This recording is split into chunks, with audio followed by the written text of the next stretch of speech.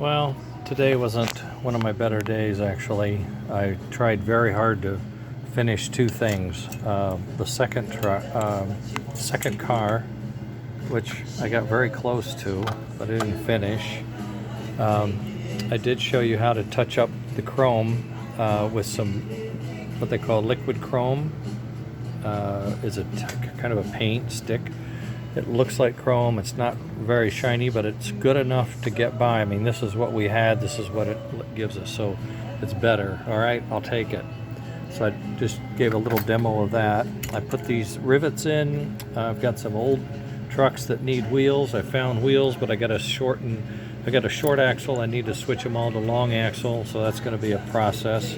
Got a new motor. I don't know if I'm going to need it or not. So this is in play. It will be done eventually.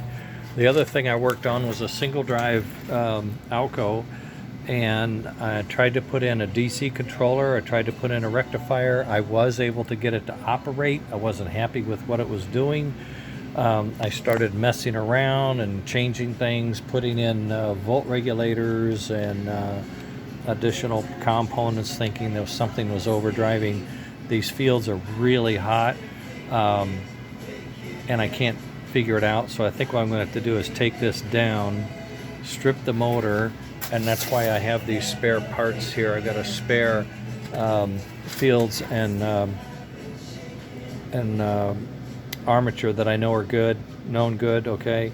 And if I have to, I'll put those in and rebuild this thing and put it back together and see what's going on.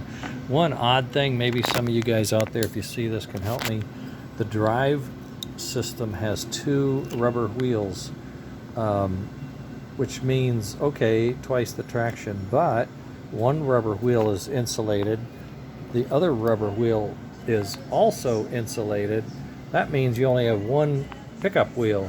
One wheel picking up power on that side of the track versus the two on the back. So I could see where you might hit a crack or hit a dead spot and the engine would just stop.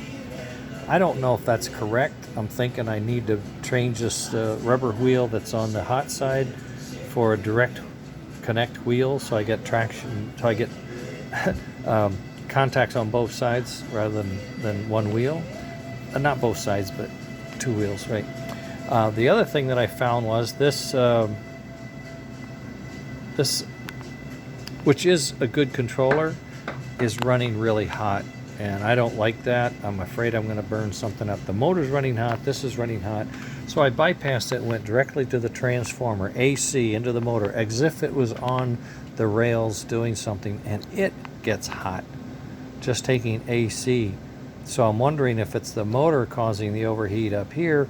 I sprayed it, I cleaned it, I got it the armature is nice and free. I don't know what's going on, but I think I'm going to have to take it down, ohm it out, see if one of these components are on the verge of failing or what. But I went kind of, instead of forwards, which I was hoping, I went kind of backwards. But this is a good engine. It's a Comet. It's really nice shape. And I'm going to try to touch it up and put it together. And I have a full set of cars for it. I showed you these the other day. They're the satin. I'll say full, but I got three of them. I don't have the passenger car. And then I did went ahead and tested out some of my other stuff on the rails. Shutting this off, not on. Those cars will get touched up too. And the chromey guy is going to get worked on. We'll be fine. He is running beautifully. I think I might not sell him. I'm sorry if you guys were thinking about it, but it's such a good runner. I don't think I can. Anyway, I gotta go. Sorry about the video. I got a lot on the camera, but it's so frustrating. I'm not sure I'm going to share it because it's just frustrating. Anyway, I pulled out in the end, but okay. Talk to you later. Bye.